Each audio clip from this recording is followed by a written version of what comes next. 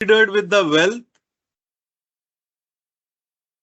then it is moved from wealth and also included the aspect of welfare.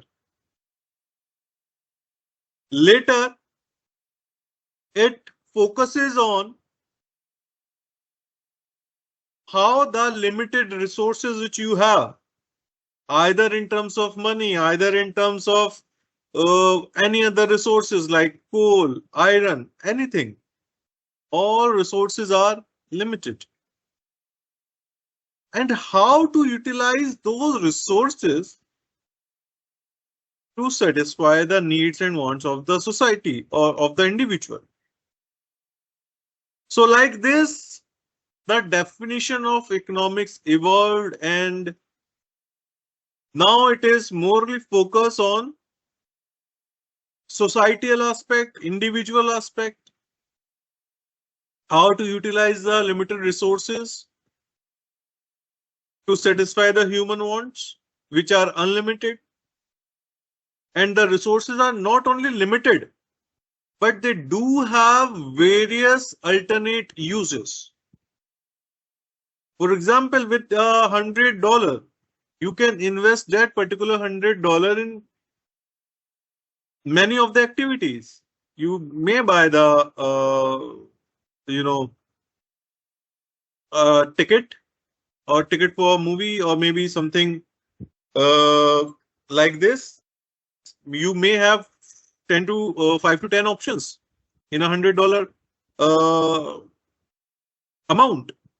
So how that, but you invest only in, out of those 10 aspects, you only choose either one, two, or three, but you can't choose all 10 because you have the limited supply of the dollar. So that's why in economics we used to say that resources are limited as well as they have alternate uses. So these two are the challenges in economics.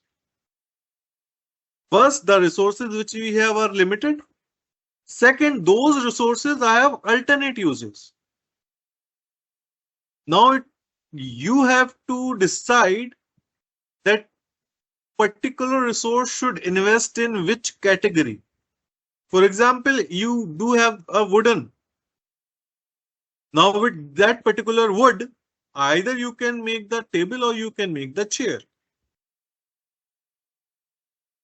So you have the resource wood, but it has two uses. Either you can prepare a chair or either you can prepare a table out of it. So you choose that particular good which is demanded and also which you can able to produce, like with the help of labor, with the help of machineries. All right. And you can satisfy the demand of the society with that particular good and also making profit out of it.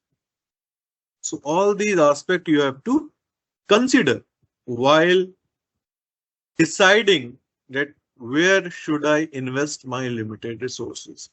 This is true for the economy as a whole as well.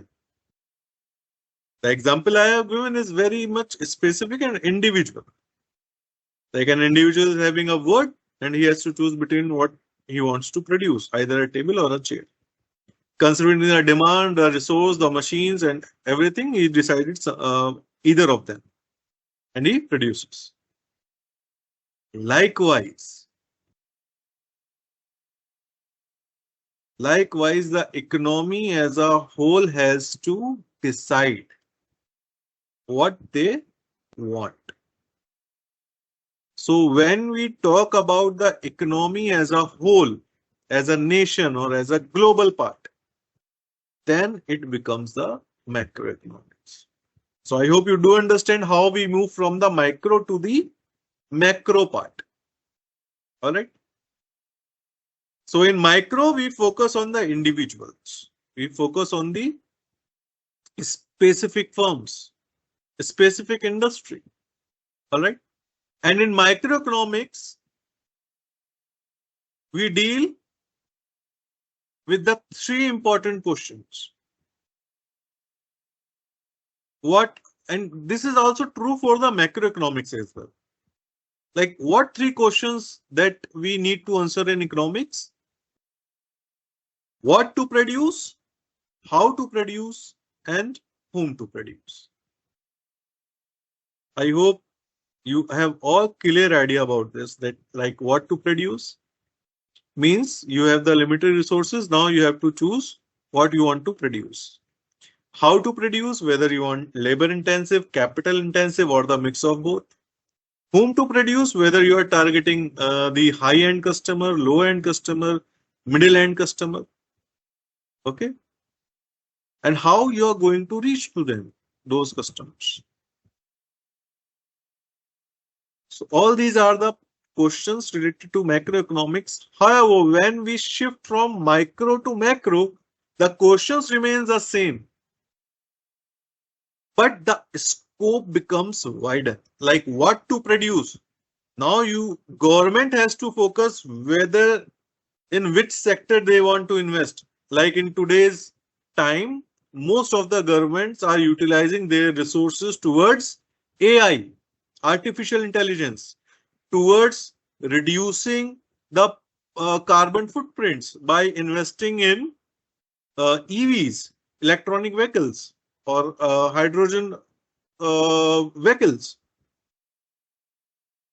So in economics, in macroeconomics, sorry, we focused more as a part of the whole economy, while in microeconomics, we focus from the individual point of view, individual unit, individual industry, individual factory, or individual household. So question remains the same for micro and macro, but the scope becomes much wider in macroeconomics. How to produce? It is labor or capital intensive, and for whom to produce? Basically focus on whether you are targeting high-end customer, middle-end customer, or the lower-end customers. Now, as I have told you that economics is divided into micro and macro. I have already discussed this difference between both the terms, micro and macro. Let me just quickly wind up with this differentiation, micro and macro, so that you all can recall the difference between these two economics term, micro and macro. Micro is focused only on the smaller units. Macro means when you combine all the smaller units. For example, micro, you are focusing on one factory or one outlet. Suppose Reliance Fresh. Reliance Fresh is an individual outlet. If you are and you are making decision, that is any manager taking decisions for the Reliance outlet is doing what? Microeconomics. However, if we take the decision on the whole agriculture part of the economy, then it will term as macroeconomics. So I have till here, so I hope so that till here you all have get the idea about what micro and macroeconomics is all about. Okay. So if you just have any question, just write in the question answer part. So within 2 minutes, I can answer all those, because this is the base which needs to be, foundation of the macroeconomics should be built on. Okay. So if you have any doubt, you can just ask me right now in the question answer. Okay.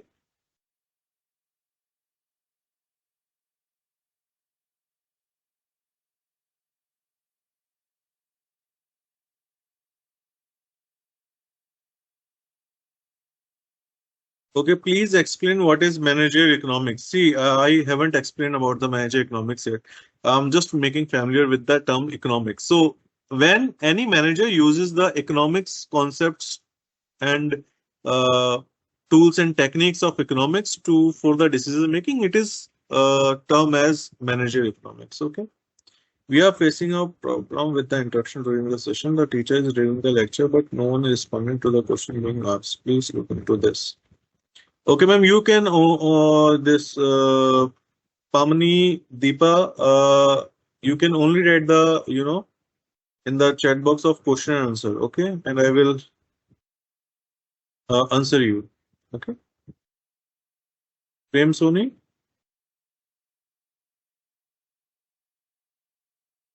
Okay, okay. No, no, no. You are not. Just focusing on the session first. Okay, the question that I have asked only. Okay. This is the first session of yours which I have joined. Is there any possibility to go through your previous first session? Okay, you might go through if there is any recording available, you can go through from towards my first session. Okay, that recording might be if there it is, it will be available to you your LMS. Okay, okay. So right now I am just continuing with my lecture. Okay, and hoping that all these questions are or the difference between the micro and macro is clear to everyone. Okay. So let's introduce ourselves to the macroeconomics. So again, as I told you that macroeconomics is study the behavior of a country as a whole or the economy as a whole, combined, composite, and it analyze the whole industry. For example, if I am saying I am framing a policy for the sugarcane industry. So that is, I am focusing on the macro part of the sugarcane industry because I am defining the policy for the whole sugarcane industry. Okay, if I am saying that I am defining a policy for the purchasing and selling of the gold in the industry. So I am here talking about the whole gold industry, and this is again a macroeconomic concept. And government work basically for the macroeconomical part. Okay, they are not focusing on the individual units, they are rather focusing on the economy as a whole because they have to define their policies, they have to frame various terms and conditions for the various groups or the industry within the economy. So they frame the policies for the economy as a whole. So macroeconomics don't focus on the individuals or specific company. Okay.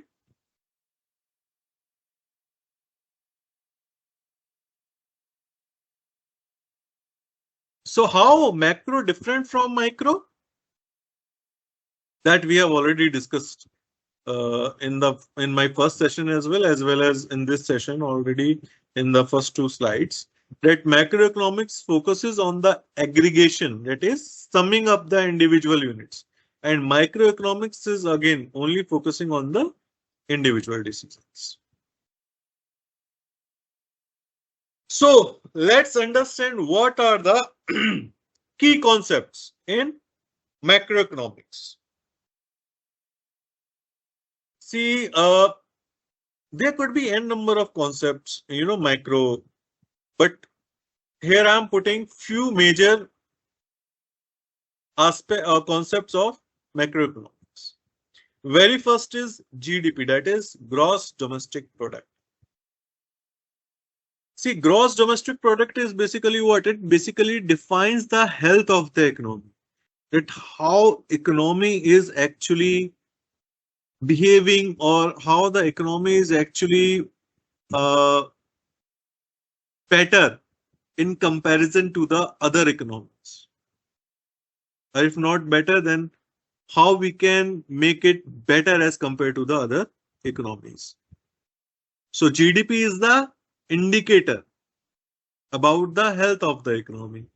And how we calculate the gross domestic product? It is how much the goods are produced within the economy.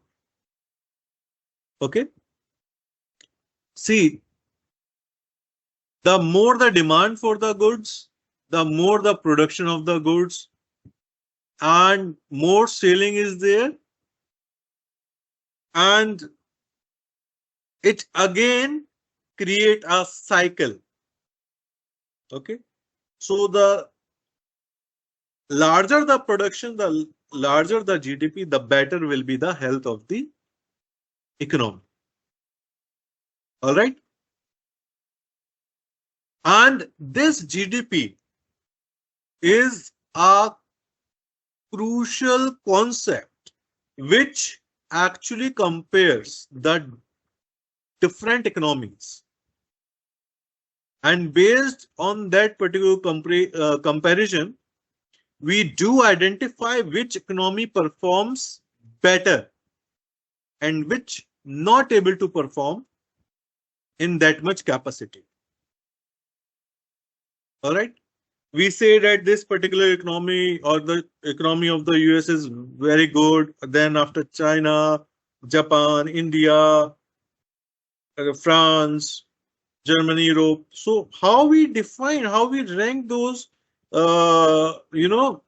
countries on the base of their economic health? Because of we calculate that production, that is the gross domestic product. If it is high, then the economy is performing well as compared to the other economy. Okay, we will discuss this in detail. I'm just giving you a very brief idea about what GDP is. Okay, basic, very in a very layman language.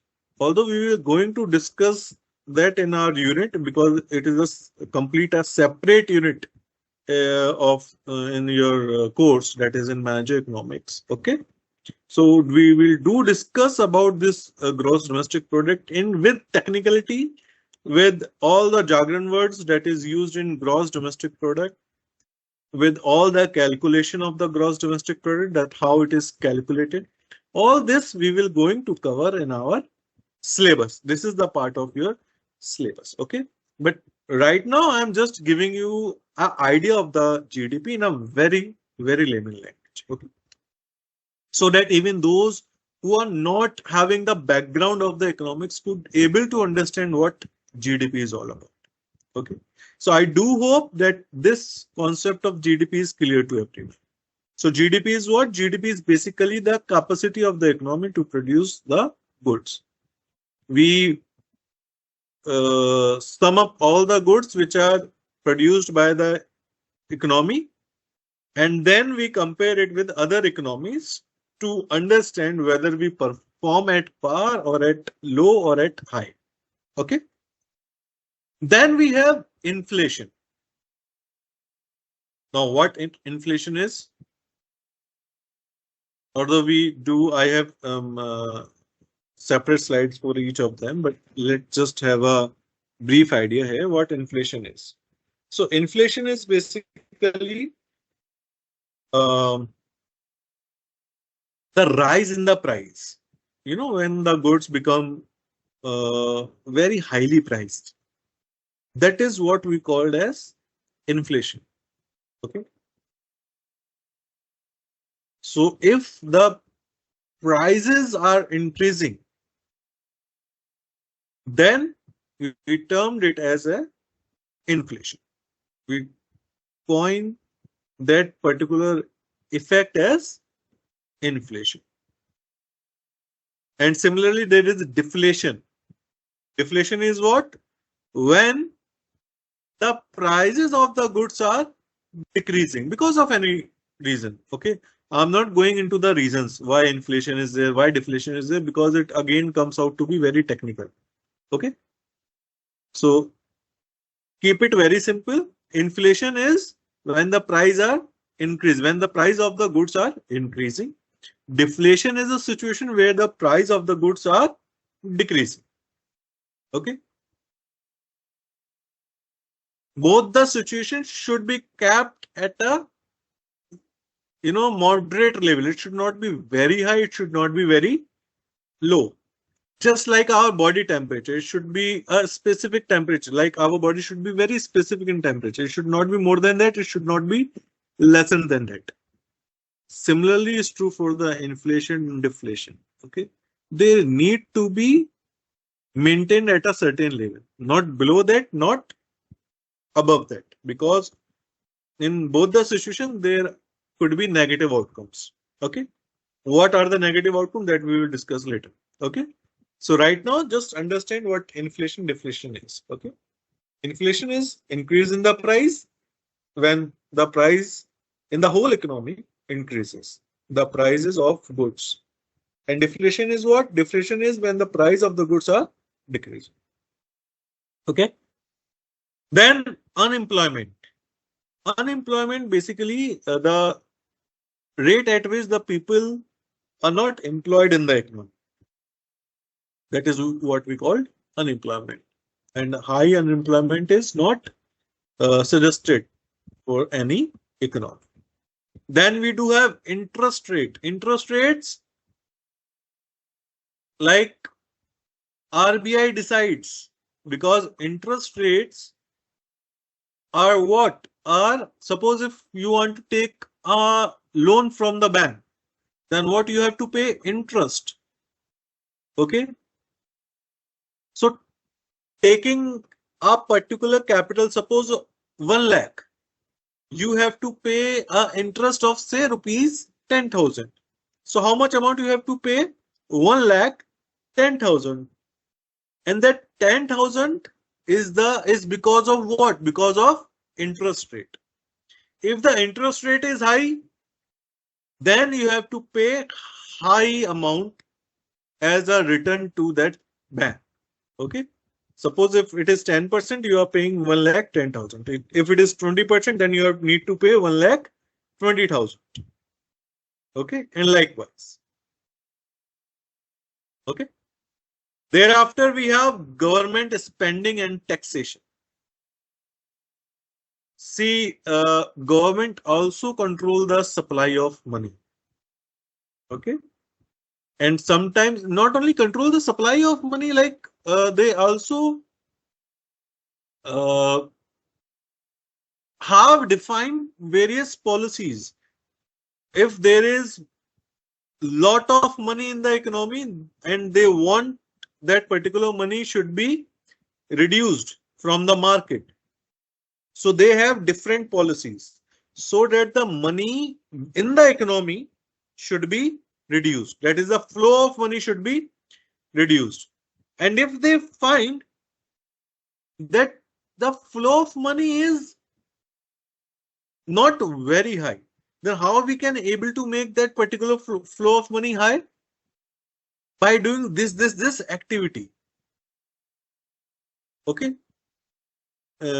Suppose if the government increases the tax, it means what? They are taking money from you. Okay. Because government sees there is a lot of money flowing in the economy. Now I need to take back. So they impose high taxes. Got it? And if the government thinks that the flow of money is not there in the economy, so they reduce the tax. And once they reduce the tax, you have more money with you to spend on your needs. For example, on 100 rupees, if the government is saying give us 10 rupees, then you have only 90 rupees left to spend on the goods and services. Okay. However, if the government reduces to 2%, now you have 98 rupees to spend on those goods and services. Instead of having 90 rupees, now you have 98 rupees, 8 rupees more on spending goods and services. So I hope all these, although we are going to discuss them in more detail in our later slides, because I have prepared for each concept a second slide so that we can able to discuss more. Okay. Now let's understand why macroeconomics. Why do we need to study macroeconomics? See, why macroeconomics? Because from the individual point of view, maybe you need to define policies for the particular business. If you do have your business, you use certain analysis of demand, supply, pricing, cost, and make a decision. That is micro. But as a whole, if you want to take a decision, okay, government has to take the decision that do I need to increase the interest rate or do we need to reduce the interest rate? Where our economy is going? What is the current trend of our economy? Current trend means whether we are having high inflation rate, low inflation rate, we are having boom period. Boom means that where the everything is good, the prices are increasing, salaries are good, okay? Or whether we are having the recession period. Recession is now we are overcoming from the depression state. Okay. These are a few technical terms that I have used. Just don't focus on those terms, just focus. These are few concepts which define the trend in the economy. And understanding these trends like boom, depression, recession, inflation, deflation, all these requires the proper understanding about the functionality of the economy. That's why you need to understand those trends, and that's why you need to understand the concept of macroeconomics. Then we have policy implications. See, policy implications is what? Based on the economic trend. See, no one is waiting that our economy should fall after a particular point. They want to maintain their economy at that particular level at all the time. And to maintain that particular level, every time they need to define or reframe their policies. And what policies may result in achieving that particular level, it decide by understanding the macroeconomics. So macroeconomics defines what? Various policies. Okay. Business decisions.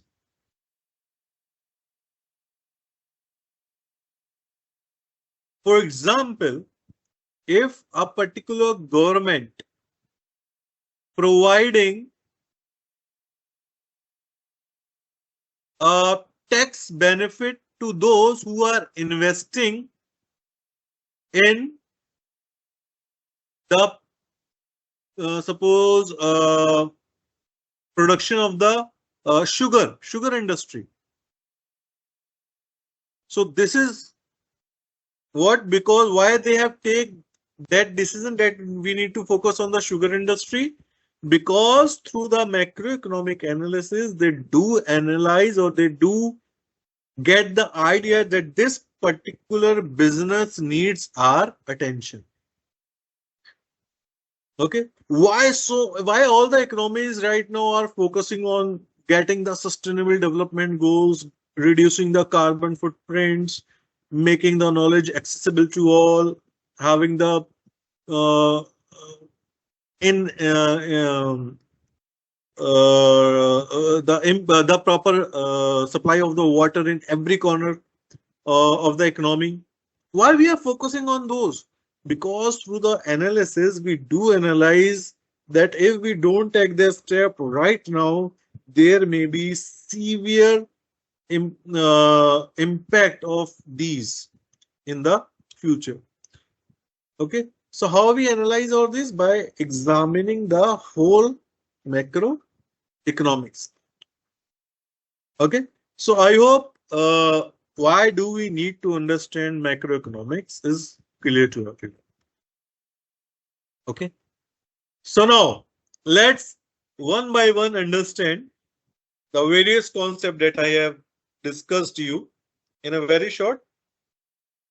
Here also I'm going to discuss in a very layman language. Okay, but a little bit of in depth or in illustrated. So what is GDP? GDP is the total value of the goods. That is, suppose if the economy is producing, suppose example, a laptop, a mobile, a laptop costs 60,000, a mobile costs 40,000. So in total, the total value of goods and services are produced is of 1 lakh. There is import export as well, but I'm not getting into that. Okay. Just focus on the value of goods and services produced within the country's border in a specific time period. That is generally a year. Okay. In a year, how much goods and services are being produced by the economy? Okay. And suppose if they are producing one laptop and one mobile, laptop is costing 60,000, mobile is costing 40,000. So the overall GDP is of 1 lakh rupees. And it defines about what? About the economic health. The more the scorecard of the more the value of those goods and services produced in the economy, the more better is the health of the economy. Okay. So I hope this concept of GDP is clear to everyone. Like what is GDP? Okay.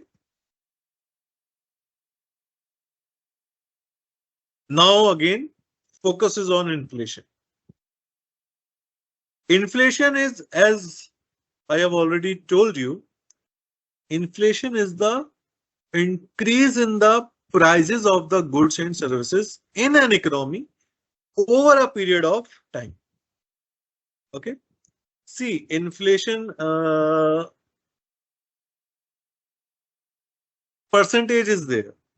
Okay. Inflation considered to be very good if it is within the particular range. Okay. Approximately 4 to 5%, or you can say up to even 6% is acceptable. However, if the inflation becomes like 10, 15, 20%, then it is very harmful for the economy. Okay. So if the inflation increases enormously, then it is bad for the economy. And again, if it is reduces below a certain level, say 1 to 2%, it is again a bad indication for the economy. Why so? Let me just give you an example for this. See, inflation means that the price of the goods increases. Okay. And if the price of the goods are increasing, suppose with 100 rupee, $100, you can able to suppose you are able to get a phone, few oranges, few apples. Certainly the price increases.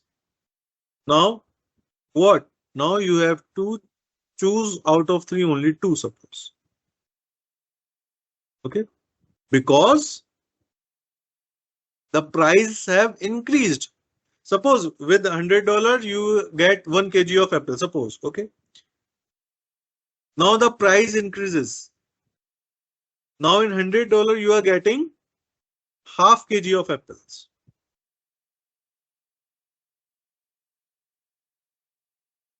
But for having the demand, maintaining at that particular level, now you have to spend $200. Okay.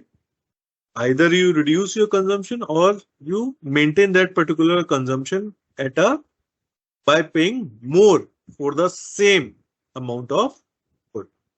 So you reduces the purchasing power of the individuals. So high inflation reduces the purchasing power. Now they left with, same money is there, but they left with reducing purchasing power. I hope this concept of inflation is clear to everyone, that how inflation causes negative. And see, if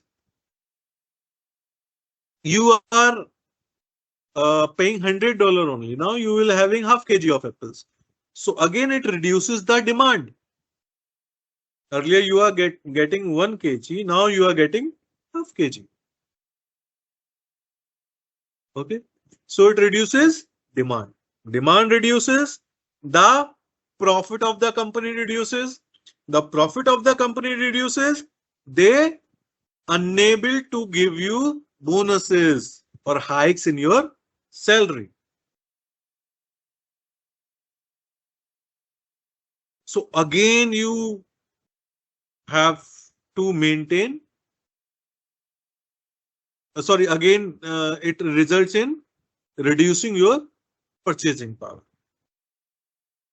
So that's how the rise in inflation results in negative outcome of the on the economy.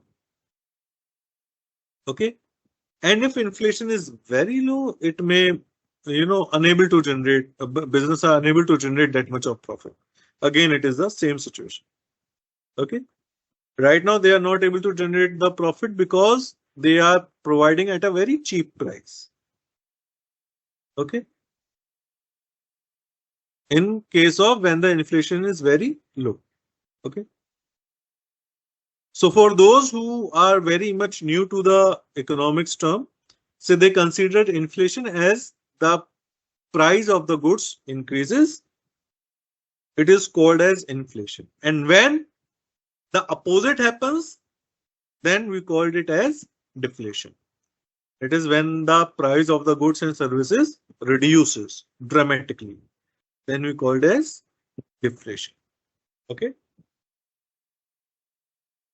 Now the unemployment. So unemployment is basically refers to a condition where the person who is having employable characteristics, means he is having good education, he is having degrees, he is capable of carrying out work but unable to find the work. That is what we called unemployment. So unemployment is basically again a very negative outcome of the economy, and it is the part of the macroeconomics. And government, by considering the unemployment, they frame policies that can able to reduce those unemployment. Okay. Interest rates. So what are the interest rate, which I have told you that if you are taking a loan, the amount which you actually pay, the amount which you pay for borrowing the money is termed as interest rate. Okay. The amount which you borrow, that is the cost of capital. The cost of 1 lakh rupees is 10%. That is 10,000 rupees. Okay. So now you have to pay 1 lakh 10,000. So this is what we called interest rates. Okay. Now the next concept of macroeconomics is the aggregate demand. See what aggregate demand is.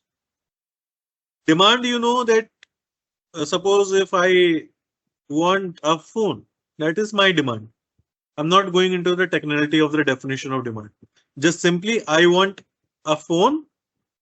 This is considered as the demand from myself. Okay. And like me, if we sum total the demand of mobile phones from whole of the economy, that is aggregate demand. Individual demand is mine, a phone. Aggregate demand could be lakhs of phone. So when we sum up the demand of the whole economy, Demand for the phones, demand for the laptop, demand for the fridge, laptops, everything.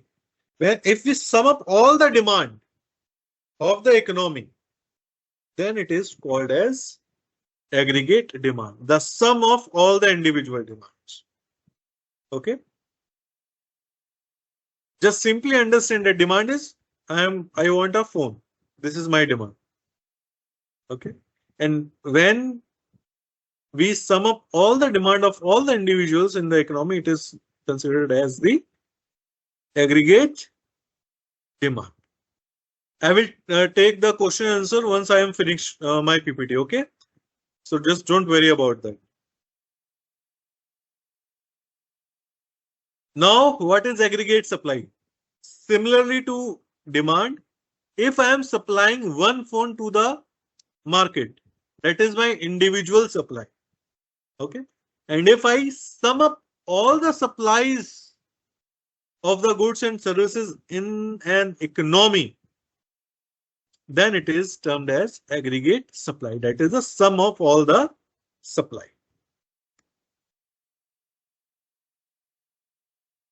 Now, what is fiscal policies? What are the fiscal policies? See, this is the technical term, fiscal policies. Fiscal, and there are two types of policies. See, okay, fiscal policy and this is monetary policy. Okay. Both the policies are focusing on maintaining the flow of money in the economy. Okay. Get it? Both the fiscal policy as well as the monetary policy, both policies are focusing on maintaining the flow of money in the economy.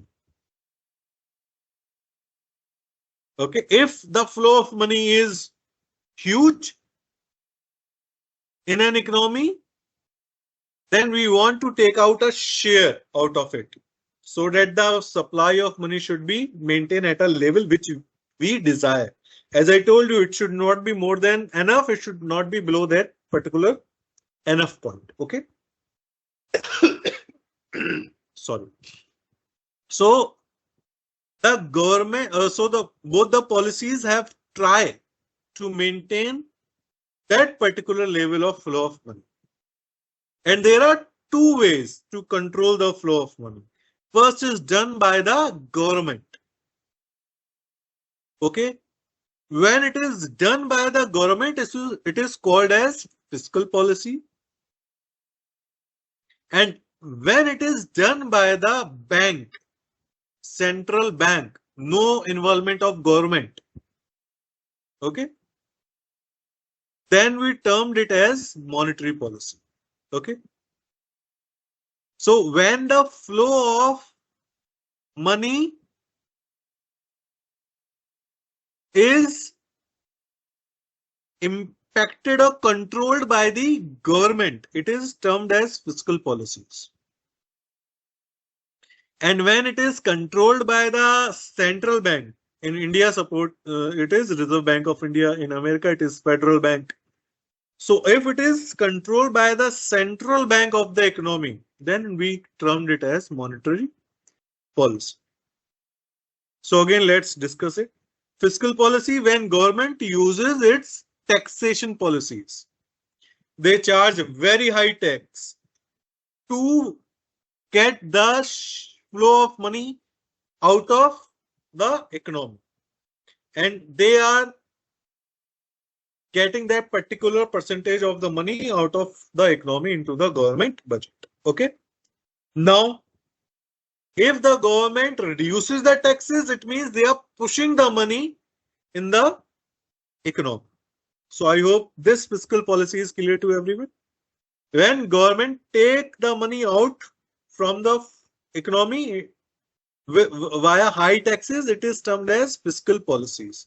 And even if they are pushing the economy, pushing the money into the economy by reducing the taxes, it is also termed as the fiscal policies, because either high taxes or reduced taxes, both are done by the government to maintain the flow of the money in the economy. So only when government interfere in the flow of the money in the economy, it is termed as fiscal policies. Okay. And when the flow of money is controlled by the central bank. In India, it is Reserve Bank of India. In US, it is Federal Bank. Okay. So when central bank controls the supply of money, we called it as monetary policy. So all these are the very basics of macroeconomics, the very basics concepts of the macroeconomics. And I do hope that you understand all these concepts in a not in a very technical terms, but in a very layman language. You all do understand about this, I hope. Okay, so with this I come to an end of this session. So if you have so thank you so much and best wishes for your upcoming classes. So if you have any doubt or queries, you can just ask me in the question answer section. Okay, so let's discuss all the questions, address all your questions. Okay.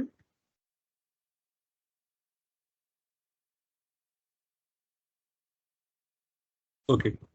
Also have doubt, Mendonoka and Adra Dominic. So you also have a doubt in aggregate supply. Could you please explain again through slide? See, you don't need to have a slide. See, aggregate supply is something that if suppose I am the manufacturer of a mobile phone, smartphones, okay, and I am supplying one smartphone in the market.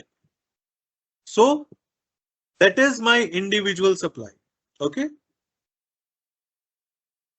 And if you sum up like me manufacturers who are manufacturing the mobile phones or who are manufacturing other goods, if you sum up all those supplies of the goods and services, then we term it as aggregate supply. I hope, Dominic, it is clear to you.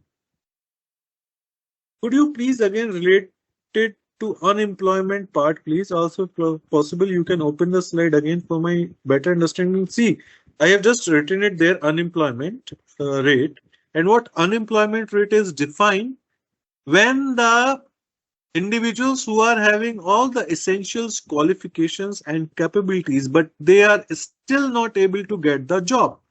This is what we called unemployment.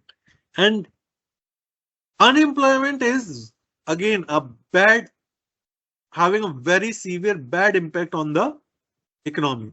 Because if the unemployment rate is high, it means that the individuals are not having income to purchase goods and services. So there is no point of producing very high level or large goods and services in large proportions, because there is no demand, because the unemployment rate is very high. So this is what unemployment impacted the in a way of macroeconomics. Okay. Mohammad Shafi. Aggregate demand measured against single product or all products? No, all products. I have given you an example of a single product, but if you sum up the all the demand in the economy of all goods and services, that we called as aggregate demand. Neha Niharika, and how these are measured and monitored. Oh, what you are talking about, Neha? I'm not getting it at which you need to want to measure. The unemployment rate, aggregate demand, it is just the sum of the aggregate demand, just the summation of the supply thing. If you sum up all the supplies in the economy, you will get the aggregate supply. If you sum up all the demand in the economy, you will get the aggregate demand. If you sum up the individual who are unemployed, it will gives you the level of unemployment in the economy. Okay. Malik Shadab Soe, sir, if we talk about deflation, so business of a country will also be the part of deflation. How can they do not have money to pay bonuses if country is facing deflation? Can you please explain this situation in depth? See, Malik Shahab Soeb. Uh, in detail, it getting to be much more technical. Okay, that how deflation does not uh, gives you to pay bonuses and salary hike, because simply understand, with the deflation means the price are reduced, and if the price are reduced, the supplier don't want to supply goods at that particular low price. Okay, and if they are not supplying the goods, or they are not producing the goods to supply in that particular price tag which is very low, it means they have reduced their production, and if they reduce their production means their profit reduced, and if their profit reduced, then how come they can give you the bonus or hikes? Okay, in a very layman language, I have told you about this. So in technicality, we will discuss everything in detail in our chapters. Okay. Vijaya Kumar, what is good inflation rate? See, there is uh, inflation rate which is in the controllable stage. Say, for example, 4 to 6% is acceptable. Even to an extent, 6% is acceptable. Okay, because it gives boost in the economy, because and it gives good demand and profitability to the economy. Okay, so again, the inflation rate is considered to be good if it is in acceptable range. Okay. Ahmad Bilal, why do inflation happen? See, inflation, why do it happens? Uh, it is uh, happens in a process. All right. We should not discuss this in very high detail, because it involves so much of technical words and other things. In a very layman language, I'm just give you that why inflation happens. See, if you are purchasing goods, okay, the company is giving you salary hikes, bonuses. You have more purchasing power. You demand more. You demand more. They manufactured more. They produces more. Okay, and everything is going goody goody till here. But at a certain level of point, the resources are limited. So they fight for the resources. Every company is fighting for the resources, because the demand for every goods is increasing. So they are fighting for that particular resources, and which resources which is available to them at a slightly lower price. Now the price of the raw material increases. Okay, because demand is high. Okay, and everyone wants to take the resources. Okay, and because of which the price increases. The price increases, purchasing power decreases, leads to inflation. Okay, so this is in a very layman language that how inflation happens. Yeah, due to Niharika, yeah, due to increase in demand, inflation is there. Vidushi, how can identify the inflation and deflation? See, if the price of goods and services increases, it is termed as inflation. We identify this is a situation of inflation. If it is reducing, we identify that this is the situation of deflation. Ahmad Bilal, why do inflation happens? That I have already told you. Okay. Ahmad Bilal, why do inflation happens? See, again, are you not able to understand why it happens? It happens because our demand increases, limited resources are there, and if there are limited resources, every company wants to take charge of that particular resource, because the demand for all the goods are increasing. Okay. And once they start fighting for the resources, they are paying premium to acquire the resources. And if they are paying premium to acquire the resources, whom they will charge? From the customers only. Okay. How can one identify the inflation and deflation? How it is measured? How it is measured? Again, a technical term. We are not going into that, Sevak. So Just why, how we can identify it as a situation of inflation?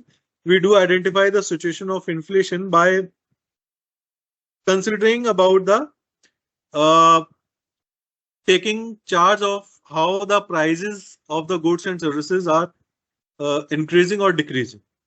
By considering the price of those goods and services, we identify whether it is a situation of inflation or deflation. Nivedita, please explain the effects of inflation and deflation on GDP with few more layman language example.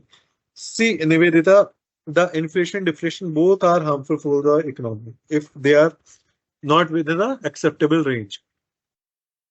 Because if deflation is there, the profitability reduces, and if the profitability reduces, the business are not able to produce more goods and services. Okay, although the demand is there, but the supply are unwilling to supply at that price, and that's why the inflation occurs. It pushes the economy to have certain increase in the price. So we move from the deflation to the inflation, and if it occurs in the opposite direction, then we are moving from the inflation to deflation. Okay. Inakshi, please open the GDP slide again. Okay. This is the GDP slide. Okay. Now, what you want to understand here is that what is GDP? That sum of all the goods and services produced in the economy. This is what we call GDPs. Okay. Shavan, Abhijit, Ashwin, please explain again about the GDP with example of 2 to 3 countries. See, I'm not currently having the data of 3 to 4 countries, but for example, if suppose we consider US as the economy which is we consider a very good economy, then China, then maybe India, Japan, Europe, how we rank them in terms of their health by considering that how much GDP they are having. Okay. In GDP, sir, Amit Gupta. Okay. In GDP, sir, who will decide the value of goods? Of course, the suppliers are deciding the value of goods and services. The supplier who is supplying the computer and mobile phone. If I am supplying the computer and mobile phone by considering the cost of resource, manufacturing, transferring the cost till the customer, by adding all those costs and my profit margin, say up to 10%, I will be the one who will going to decide the price of my own goods. Okay. I will be the one who is going to decide the prices. Homendra Mohan, please elaborate more on GDP. See, what I can elaborate more on GDP. GDP is just the summation of, suppose you are paying, okay, for your household things. I'm paying for my household things. Someone else is paying for their household things. By summing up all these expenditure or the production, sorry, not expenditure. I'm producing something, you are producing something, the third person is also producing something. By summing up all the production, okay, we called it as a GDP. How do you calculate the inflation rate? See, inflation rate in very layman language, inflation rate is seeing by understanding. See, there is a base year, then we have a current year. By comparing that, we reach up to a certain level, that this is the percentage. Just not going in how it is calculated, just understand the concept of inflation. Okay, we will discuss how it is going to be calculated once we start in our syllabus. Okay, please understand this class is not about going into the technicalities. Okay, this class is all related to your basic understanding. Okay, so please explain GDP with some sort of example. See, I have already given Sakshi all the examples related to GDP. Okay, Salesh Ghosh, describe GDP once again. See, again, summation of the goods produced. Okay, the summation of the goods produced in the economy. I am producing a smartphone, you are producing laptop, someone else is producing fridge. By summing all these three products, the cost of production, for example, I am selling at 10,000, sorry, 40,000, you are selling laptop 60,000, fridge is selling 20,000. Overall is 1,20,000 is the GDP. Okay. Is Yash Sharma, is economic trends and concepts are same or different? No, no, both are different. Both are different. Economic trends are something which are there in the economy. You need to understand those trends, and concepts are something which make you understand about the trends. Okay. Concepts is GDP. How the GDP is reacting is the economic trend. Okay. Rohit Kumar Mishra, through this concept, how GDP increases or decreases? If the see the goods are produces more, the GDP is increasing. If the goods production of the goods are decreasing, it decreases. Pavan Kumar Vishwakarma. What I need to repeat it again, please. Lakshmi Vinayak. Yes, sir. Chapter wise classes have started.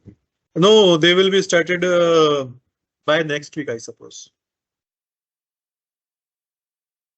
Sorry, please write the concept which you want to understand. Rohit Kumar Mishra. I'm not able to like what last concept fiscal to monetary policies. See, we need to maintain the flow of the money in the economy. So if the flow is maintained by the government, we called it as fiscal policies. If it is maintained by the central bank, we called it as monetary policy. Vijay Vandana clear. So thank you. Thank you so much. Unemployment rate repeat. See, unemployment rate is something that if there are individuals who are capable of doing the job, but they are not getting it, this is what we call unemployment. Payana Begum, the video has been paused. Sir, is the video has been paused?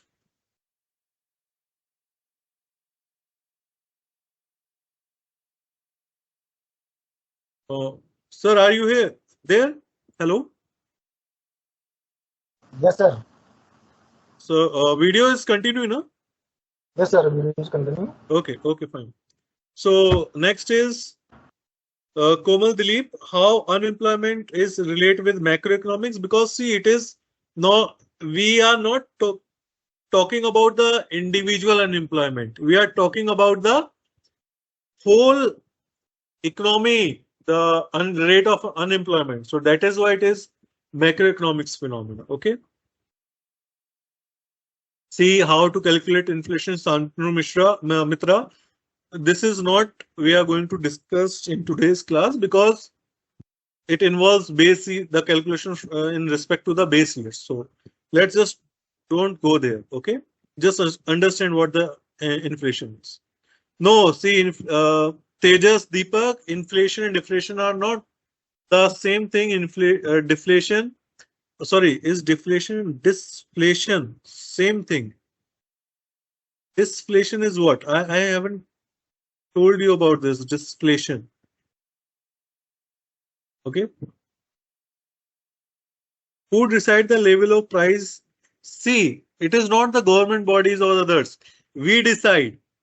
If we increases the price, then it leads to inflation. And why we increase the price? Because of maybe the labor cost is high, maybe the machinery cost is high, maybe the raw material cost is high.